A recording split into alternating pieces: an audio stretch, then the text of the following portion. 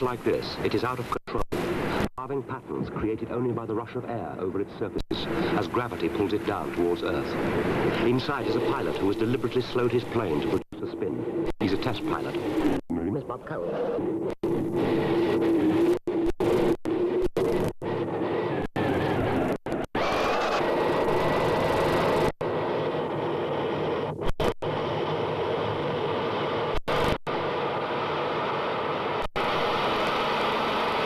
Spinning is a standard procedure on proven training aircraft. But for new planes, there must be pilots who test the theories of the drawing board into the realities of flight.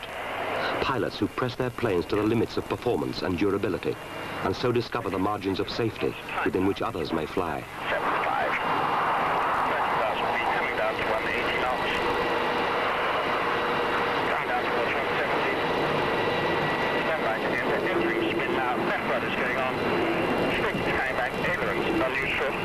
Turn one there, little bit of a change side course, 150 knots. Turn two, about 150 still, distance, about 130. CGT is good. Turn three, it's a little bit of symmetry and pitch as well, and you'll miss one there. Turn five, and three, about 180. Turn six, centralizing. We pitch those down, we cover CGT, looks good. Time, 1815, checking the engine. The plane under test is the Hawk, a new high-speed combat trainer due to be taken into service by the RAF this year. 500 degrees, going up over the Bob Cole was not the first pilot to test it. Hawker Siddeley have their own pilots for that purpose, but he's the first to test it for the RAF.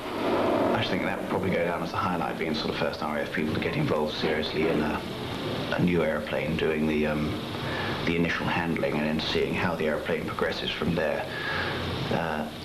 Even though we don't like the firm's test pilots do the initial flying, we go and check what they've done rather like sort of the Consumers Association. And you don't just go off. I mean, there's none of this stuff you see on the sort of the films produced, say, just after the war, where guys are getting into aircraft and their first flight where they were going supersonic or they're hurtling into screaming dives. It's none of that stuff. You plan it all beforehand. You go through a very rigid procedure of making sure that things are safe to do, and then you go and do them, and normally they're 100% safe. I think any new aeroplane, vaguely when you first get in it, you first whiz in a single-seat Jaguar or first whiz in a Phantom probably is the thing.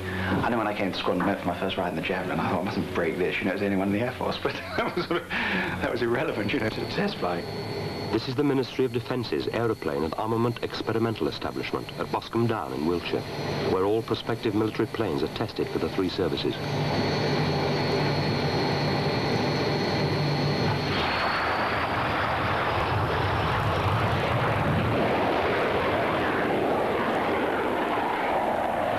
It's a top security establishment, but we've been allowed behind the wire to take a discreet look at what makes military test pilots tick. There are 28 test pilots at Boscombe, flying full-time on the trials program. 13 of them are with A Squadron, specializing on the faster, smaller jets, such as the Harrier, Jaguar, Hawk, and the new multi-role Tornado.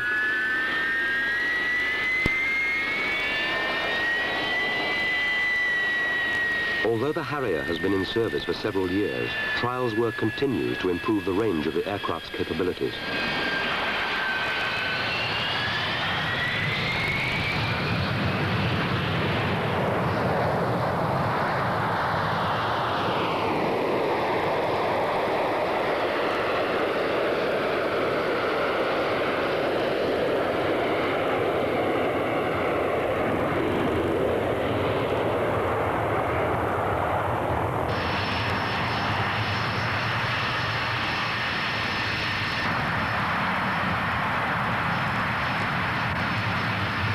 Planes like the Phantom and the Lightning are general workhorses for equipment trials and training.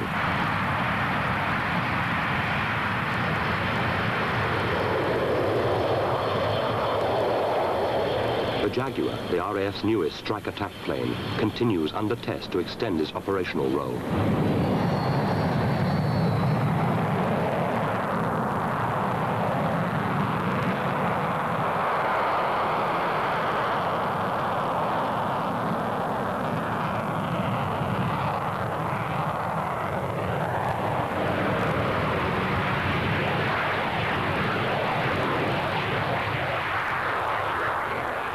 6 more test pilots are with B Squadron, doing trials work on the heavier planes.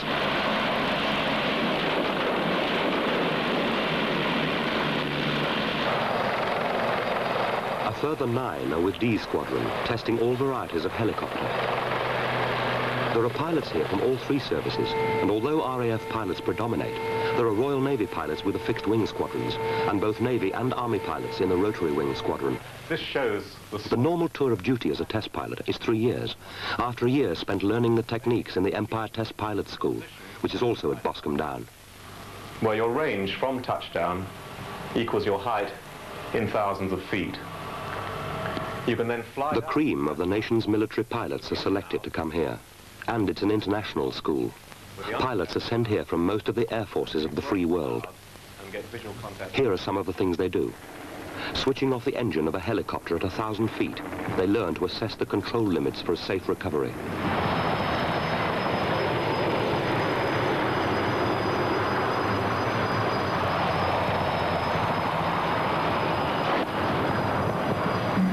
Flying heavy 4-engine transport planes on only 2 engines, they learn to analyze and define the safe operating limits.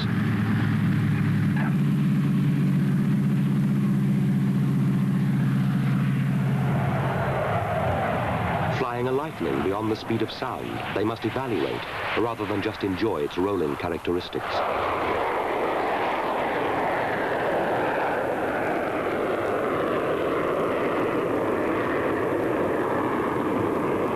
They do deliberately what other pilots may do by accident. Ground pilot, tester 102. Next spin will be a normal inverted spin to the right from a left rolling entry.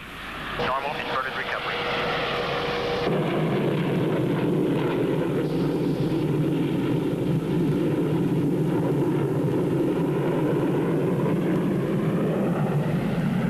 Though a spin may momentarily surprise and confuse an operational pilot, it's part of the test pilot's routine work, assessing and reporting on a plane's performance. When I arrived on the TPS course and found out we were going to spin Hunters, I was a bit worried. Having done a tour on a Hunter squadron, the only time we spun them was if we were doing something very foolish with the controls.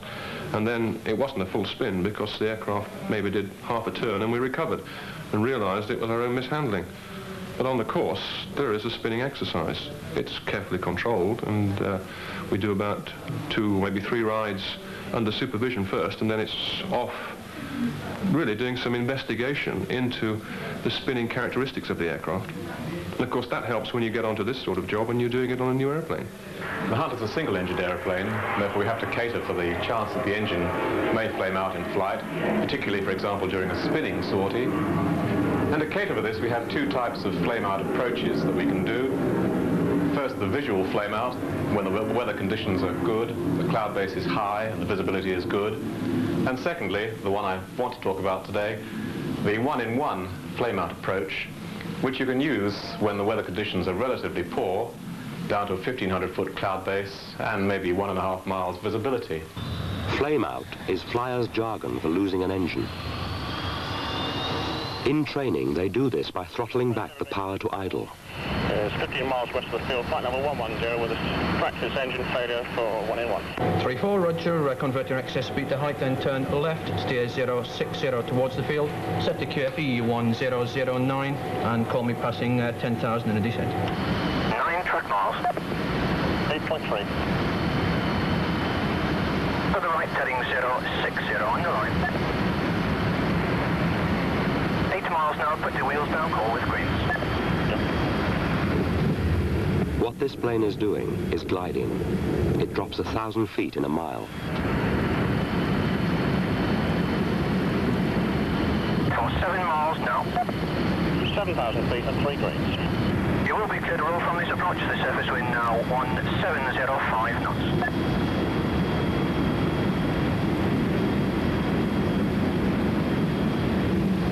Slightly right of the line, half a mile.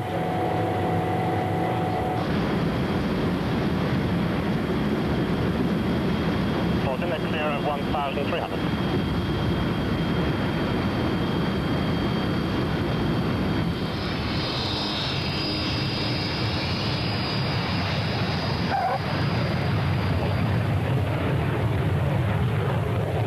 When they've proved their ability at this sort of thing, the half-dozen British pilots at the school take their places within the working squadrons. Okay, 279.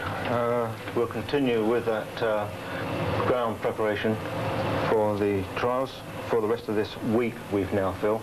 Routine morning briefing in A Squadron, conducted by the senior pilot, Major John Blaha. Okay, Hawk 160, Tom? Well, we're still awaiting the tailplane from HSA. They've had some problems with it, with pulled rivets, and this has delayed the preparation for us, and so we expect to see that back the day after tomorrow.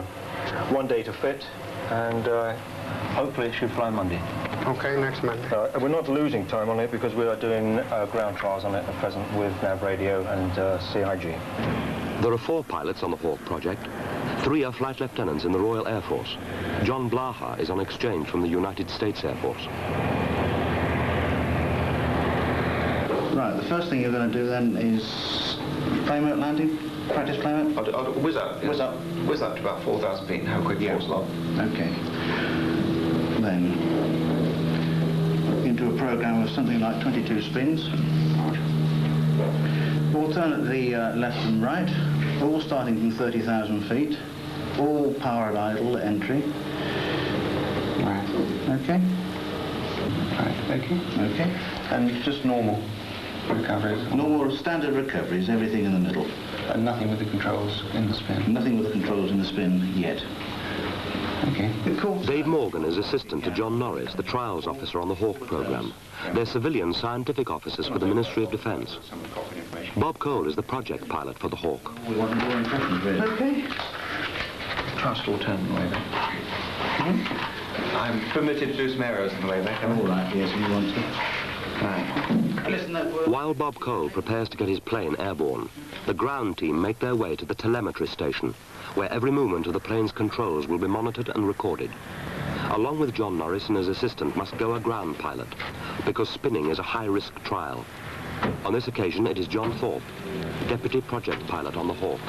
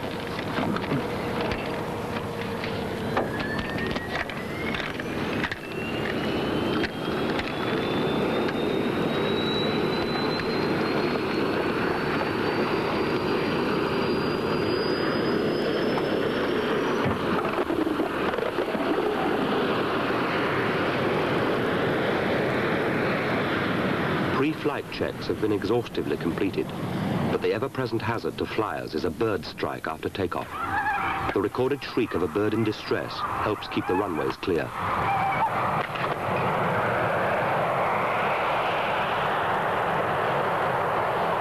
I'll recall JPT rising if we see any movement on it, and surge at 5. 612 approach, please. Okay, fine.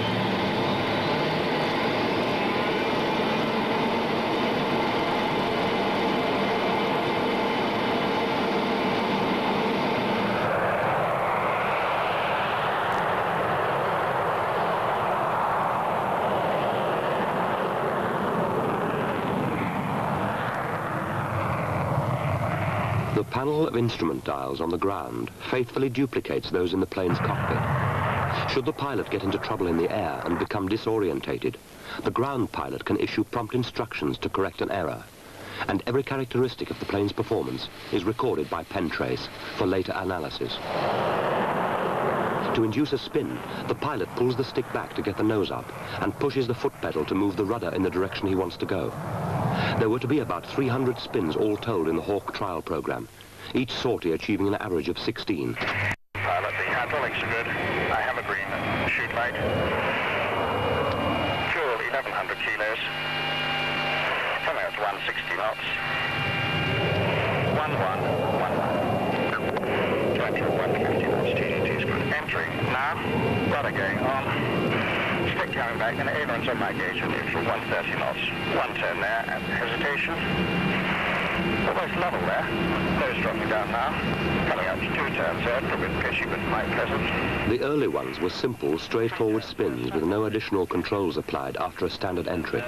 These were repeated some 30 times to make sure the plane had a predictable spin characteristic and recovery pattern. Recovering. Control center. Recovered in one turn. Checking for surge. Surge free. 1168. Looks like a little bit of in-spin aileron. 3 to 4 degrees. Drive. I'll just put your max wings level and you can recheck there. I've got the wings level ailerons neutral. As the program progressed, the pilots were called upon to step up the mishandling of the controls during each spin. Among other things, they were searching for the point at which the engine might stop running. If it failed too readily, the plane would not be recommended for spinning in service. I'll enter at 160 knots. 165. Here we go, 165. Rudder going on. The stick coming back. Ailerons neutral. Nose pitch down. A little bit of symmetry. Get ahead of the ailerons neutral. Coming down to our second turn there. A little more symmetry and pitch than the other spins, I would say. 3 turns there. I've got a regular pitching motion. 4 turns there. 5 turns there. Rest of the spin's fairly steady. And 6 turns there. Recovering.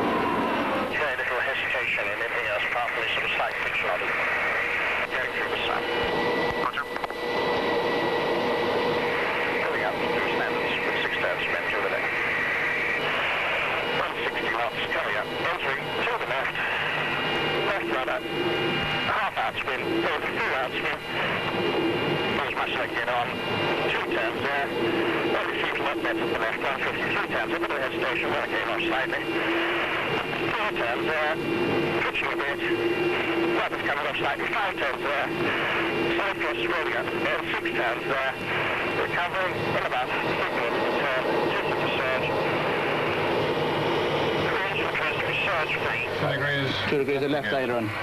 Outspin. Yeah. That time. Is that 2 degrees true or 2 degrees from the neutral we put on last time? No, it's about 1 degree from his neutral. True. Yeah. There's no way he'd see that in the cockpit. Yeah. This is sortie number 10. 140 spins have been successfully completed. Now Bob Cole, today's pilot, is increasing the angle of the ailerons during the spins. This progressive mishandling of the flying controls produces an ever-increasing uncertainty as to the plane's response. Coming up to 150. Entering spin to the left. Left rudder going on. Stick coming back. The ailerons are in the middle. And full rudder. Gone round one turn, about 130 knots. TGT is good. Nose is dropping. 140 knots. 2 turns there. The ailerons good. Little bit of pitch. Slight hesitation at 160. 3 turns there. Pitching a bit. But okay. 4 turns there. Speed's about 180. 5 turns there, a little bit of symmetry. And coming up to 6 turns there. Control stage flow recovered in about a turn and a bit. Checking for surge. Line 6 line, and the engine appears to be surge free.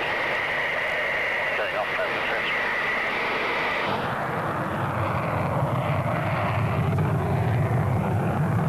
What do you get? Side slips off the top. Yeah. It is.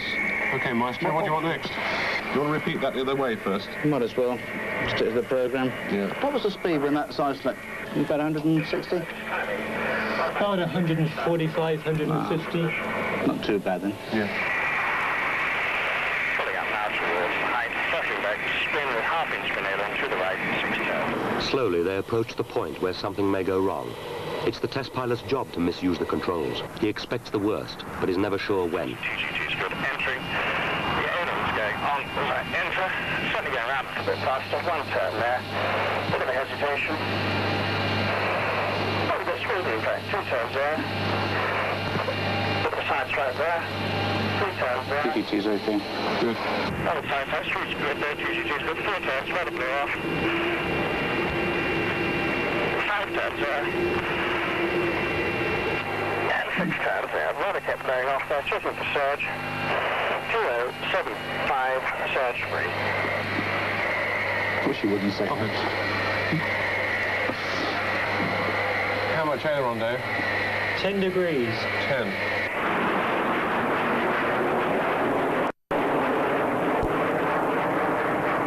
It wasn't as wild as I expected. Not as wild as I expected at all, no. 25 ground pilot for your information. You had about 10 degrees of aileron at that time. We're happy with that. It means you can go to full aileron on the spin after next. Right, I think, in fact, the side courses in, you can probably see the rudder kept blowing off. It'll probably blow off even more, I'd imagine. Applying full aileron is the most extreme form of control mishandling that may be expected from the most inexperienced student. What they want to know is, will the engine survive that? The fuel, 720 kilos, the hydraulics good. I've got a green chute light. Checking rail left is okay, and rail right is okay. Coming up through 200 knots, 29,000 feet, 2924. Stand for flag. Okay, I'll watch that again.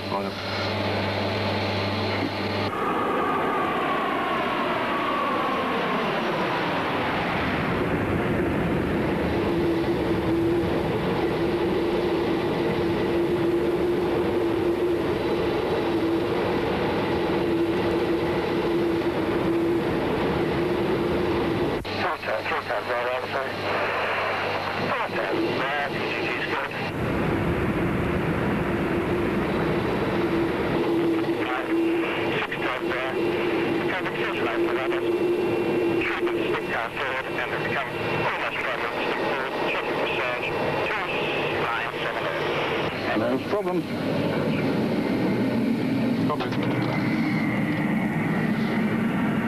It's quite a smooth one, actually.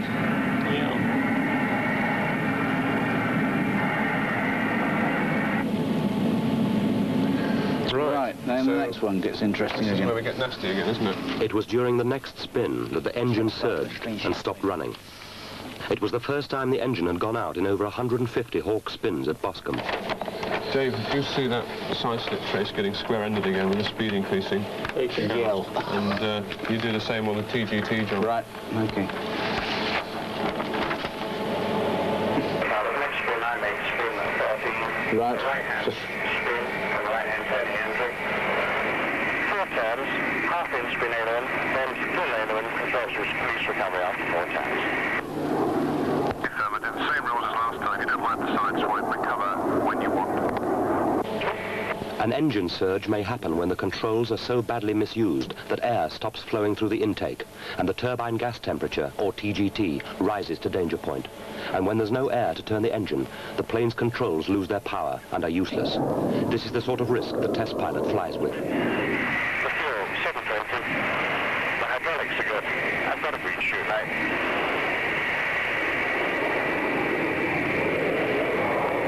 200 knots, 3120.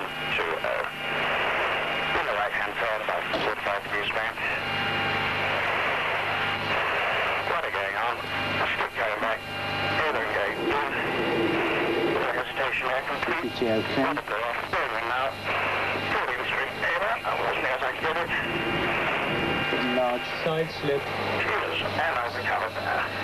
He's right, he's done. Sidetrack, quite violent. TGT rising. And I recovered. I took about 150. Check PGT, check PGT. The engine has stopped. Okay, stop cocking. RPM's falling, opening it. Press the relay button and it's coming back up nicely.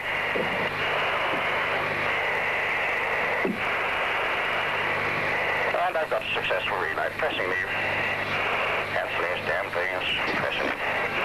All things are reset normally. And it's fine.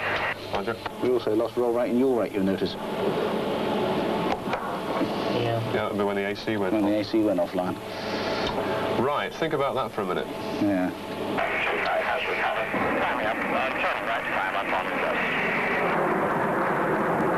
You got, speed came down to below 100 in one of the early side swipes. Yeah, there was one side swipe which bottomed it, yeah. right to the bottom. Yeah. I guess it was The below TGT was constant at that stage. It didn't start to go up until he was recovering in the dive, in fact. I think it was I just think after that side yeah, swipe. it was- That side swipe Was it? probably put the engine. Okay. You can see there, it's almost... It's starting to go up there, is it? Yes. Yeah. Okay, It's what's starting obvious on on the needle? Okay, let's turn. Do you want anything repeated on that? No, I don't think so. I think we just do it the other way. Yeah. Okay. 5 ground pilot. We don't want to do another one to the right. We would appreciate one to the left.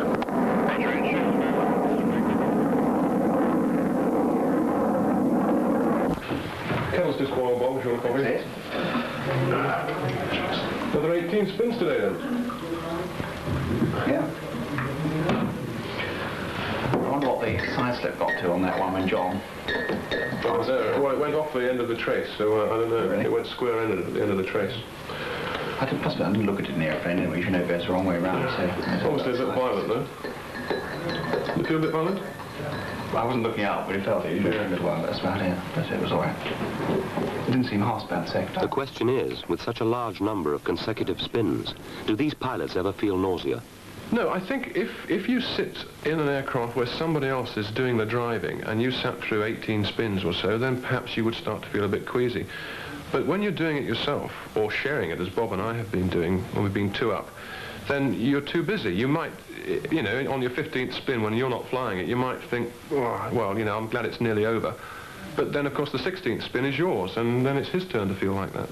The only time it's horrific is when you look outside. We've got lots of nice dials inside, and so much we can look at inside. As long as you don't look out, you know, this makes it quite, I would think, almost a non-event sitting in there. What I tend to do, and I think Bob's the same, on each spin, I look for something to concentrate on. If you try and record every single instrument reading, you're not really achieving much. And anyway, the people on the ground have got most of the instruments. So look at one thing so that you can really tie down what it's doing, and also try and describe how it feels to you. Because everyone can look at dials and say, well, what actually happened? But what the average pilot probably can't do is say, well, what did it feel like at the time? Because spinning is one of these out-of-control maneuvers that most people get so worked up about before they do. They're just so happy to get out of it. They don't really worry about what happened to them while they were doing it. It's like a lot of spinning things. If you look out, you could probably make yourself very disorientated. I think, you know, we're doing something, we're expecting these things, and this is the difference between ourselves and, say, a student pilot who will go off, do his spinning exercise, which won't get himself into trouble. But the accidents they've had in the Air Force have generally been, like lightning accidents, phantom accidents, when people have got into unexpected spins. And I think because we're always going off looking for something which we expect to happen, at that time our adrenaline's probably sort of going around at a hypersonic rate, even though we never would admit it. It's going around, obviously, and you sort of, but you've rehearsed it all. You're expecting things to happen, whereas it's the unexpected which is the thing that will catch you out. And I say the only instance I've really had is this, sitting in the back when something happened not quite as well I thought was going to happen. And it really is that simple. Afterwards, you feel tired. You know, not immediately afterwards, you feel a bit tired. You come back and have a coffee and you don't feel so bad. It's maybe, you know, a couple of days afterwards and you find that you've got aches and pains. Then you sit back and work out what you've been doing. And of course, although you've not been under high G for much of it, you've been under maybe 2 to 2.5 G during the spin itself. And each recovery is maybe 4 or 5 G. And then you're doing that on and off throughout the sortie. And it's a bit like, you know, walking around for an hour with a sack of coal on your head. So you find that you've got aches in the neck and your arms are aching a little bit. And, you know, so you relax over the weekend and you're ready for Monday morning. In all flying messes, 5 o'clock on Friday is known as happy hour. Usually someone has laid on a celebration barrel. If not, 2 drinks are available at the bar for the price of 1 for a limited period.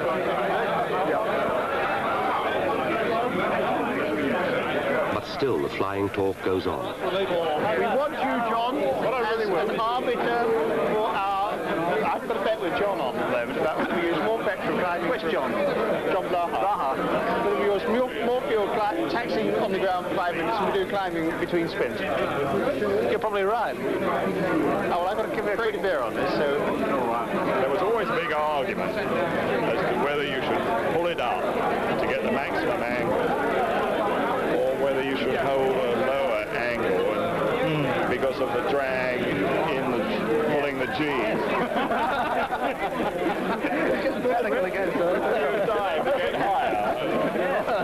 The stick to the neutral, it's a smoother spin. But if you start putting the ailerons around, it gets all wild and nasty, and it's not like the JP at all. All I really want is, I want to make sure that we're 100%. If we're not, if we're Pleasing us, you're pleasing us. no, if we're not 100%, then we're not doing our job, are we? The Phantom, on the top of its time to climb record, was going out of control, toppling. Oh, really? Well, you went to 0 G, you stopped fuel flow, see, so you wanted just a slight positive G, but it was almost ballistic. No, I got airborne about 8:20 with it this morning when it sprayed the army up in Sennybridge. Someone, yeah, I didn't know who it was. Someone was taxing down there, going back up at The back stick force you could take off if you trimmed it, but then you'd have to push forward, to recover. But it's the rudder force. You always, with rudder force, stick force, about 2G during the spin, 4G for the recovery, you get absolutely tired out. 15 spins, and that's your lot. They don't have the Weetabix anymore, do you? Have a go at it. And I found the troops obviously thought I wasn't coming because they'd got out of their trenches and were walking along the road. I was able to schneebel up a valley and along the road and walking along the road. And I got them once. I went round and you know how it is when you see them all falling into ditches. And I went away and I came up again and the road had a little hummock in it. And I was able to hide behind the hummock and then come up the road again. And they'd all just got out of the ditches and all picked their rifles up, put that tin outside. I got them again.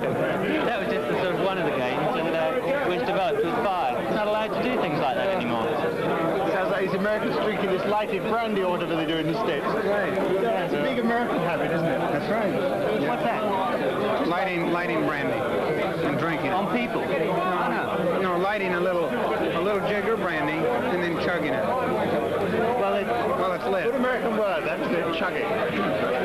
Well, it used to be a practice in the bar in Malta to wait for people to come along. Well, first of all, to spray the floor in front of the bar and wait till people arrived in there and then light it up so the whole bar would disappear in a sheet of flames. But this developed further to setting light to people with lighter fuel. And of course, if they're quick, they don't die. But on one occasion at a dining in, the PMC, who banned all fire games in the mess, was standing, being engaged in conversation by RCO, and the flight commander, who's now Air Vice Marshal, I think. Yes, Air Vice Marshal. He sprayed him, and somebody else lit him up. And the squadrons all gathered, and as the PMC went woof in flames, so everybody threw their beer over him, you see. Which of course impresses people that sort of time, not anymore. Fuel on, brakes on, throttle closed and switches off. Contact. Ever eager to use his flying skills, Bob Cole teamed up with John Isaacs, designer and sole builder of a half-scale Spitfire. Bob's wife Anne looks on.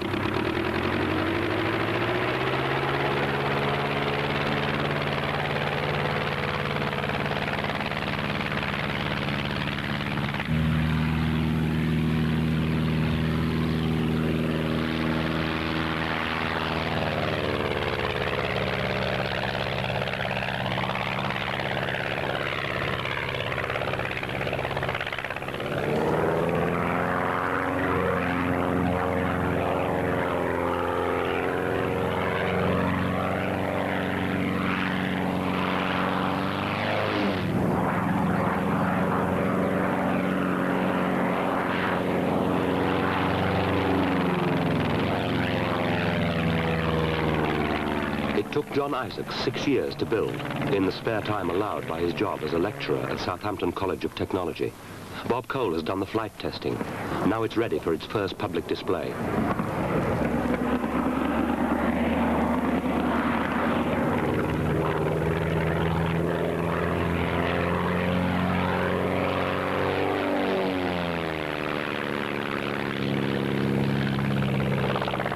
And Bob joins Neil Williams, the British aerobatic champion, and another product of the Empire Test Pilot School, in the sky over Hamble.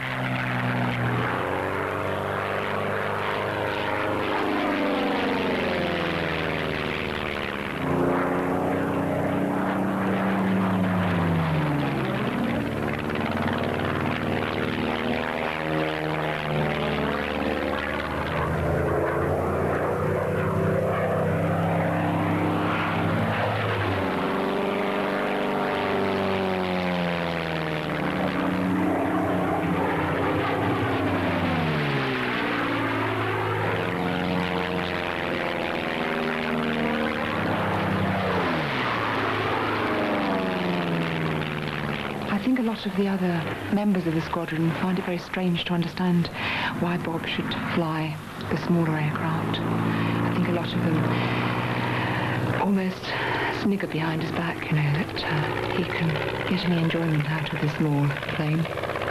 But as he says, it's very basic. You feel very close to everything. He started instructing in 1969, and it's built up since then. And I think I got very resentful of sitting around in rooms like this and seeing other people flying and going off and doing something at the weekend. And I think you do gradually get to the state where you say, I can't stand this anymore. I've either got to go and do something myself completely different, or do it yourself. Contact base. Contact.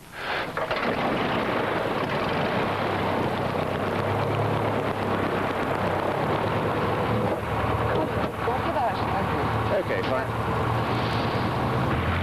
Remember, you're pointing at that hill. No, don't. Yeah. Off you go. Yep. Remember, try and get it off just over 50. But keep straight. This is the wind's just about down the runway.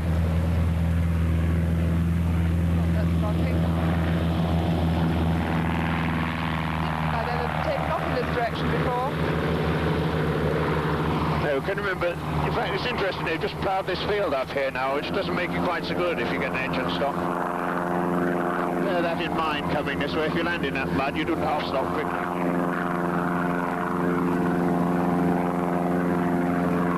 Visibility's not very good, is it? Especially with the sunshine on the... No, it wasn't. It was bloody. It was awful this morning. You know, when I was teaching a girl on her first lesson, because I was up at 4,000 feet, and I kept having to zip down to have a look where we were and climb back up. Throttle back now. The radio's off. No, it isn't. How's that? I can still hear you. Can you hear me? No. Okay, you're loud and clear. Throttle back now. Pardon? Throttle. Oh, it started again now. What would you do now if the engine stopped?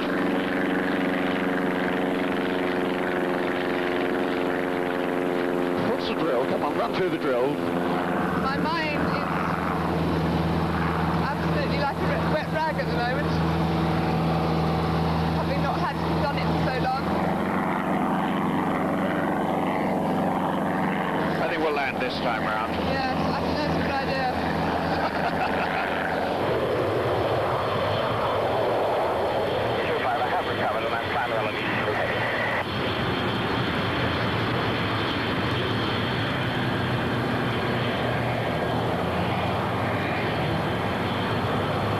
Wing Commander Clive Rustin, officer in charge of A Squadron at Boscombe Down, has been a test pilot for almost all his flying career.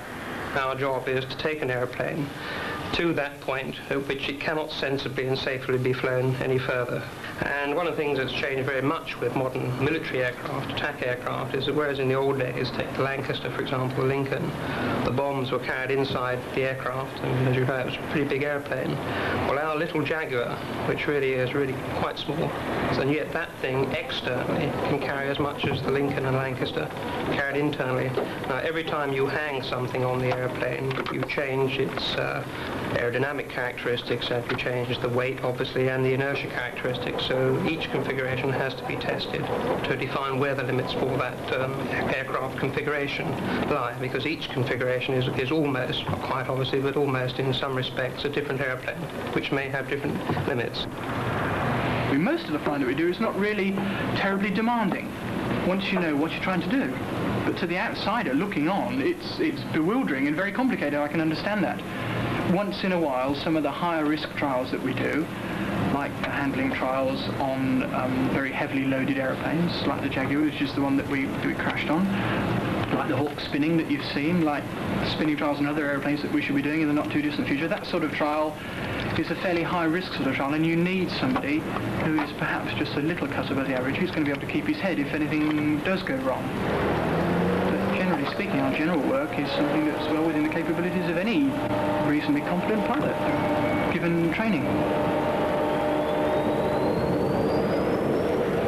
But this is far from general work. This is a Jaguar loaded with 8 1,000-pound bombs.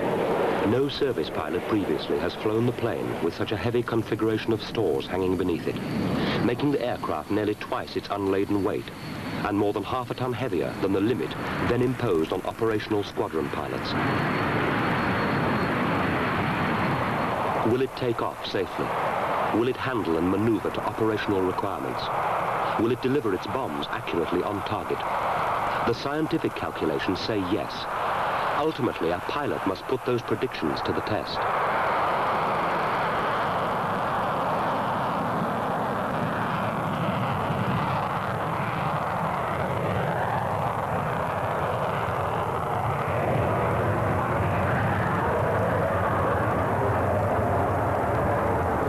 You have to fly anyway, is that even though scientists can produce from computers, from simulator studies, these are the things that are going to happen. How they affect the pilot and how he will phase his control inputs with those motions that the aircraft are performing, that's very, very difficult to analyze, because whilst you can do all sorts of scientific analysis on the way an airplane will fly, we unfortunately are rather unpredictable. Now, the way I respond to the stimulus that airplane puts upon my body and my mind and my mind-to-body function can be significantly different from another pilot. Now, this is why we don't just put one pilot on flying an aircraft. We put a number of pilots on it. But even assuming that we were all the same, as human beings, nobody's yet found a complete mathematical model to put into the computer and say, right, the airplane will do this, and the pilot will do this. That's the bit they're not quite sure of, which is one of the reasons why we have to fly them.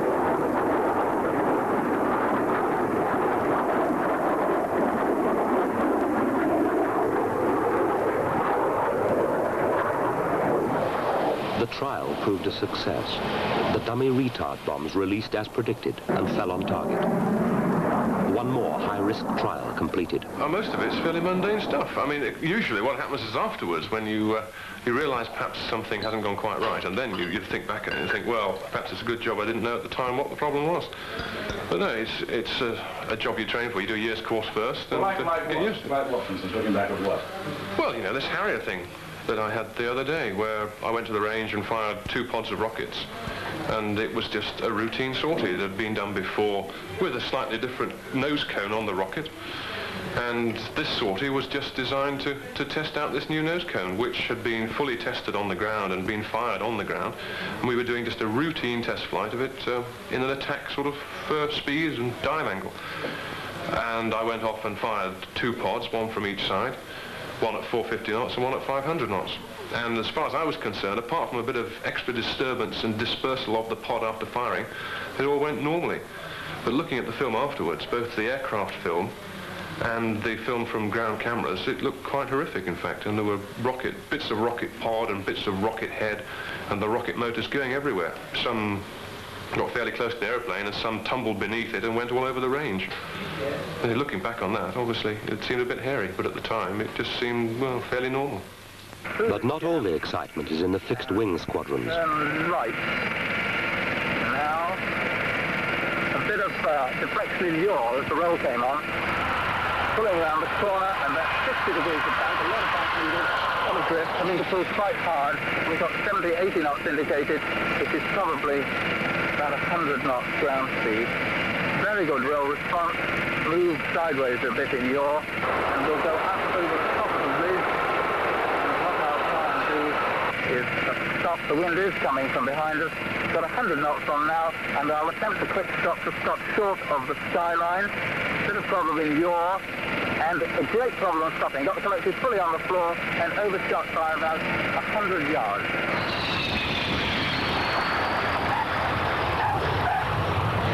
But high-speed, low-level jets demand equally fast reflexes should anything go wrong. Rigorous training minimizes the risk, but risk remains. So if it's expected to be extremely risky, then or unknown, if one degree of unknown is slightly greater, like the Hawk flying that you've been watching, we use telemetry so that people on the ground who are not under high stress can observe what the aircraft is doing and offer appropriate advice. You're probably told that it has an anti-spin parachute, so that again, if one finds that predictions are a little bit further from the reality, one has an alternative means of recovering from the situation. And in our sort of military flying, fortunately, we always have the ejector seat as our third and final means of recovering the situation.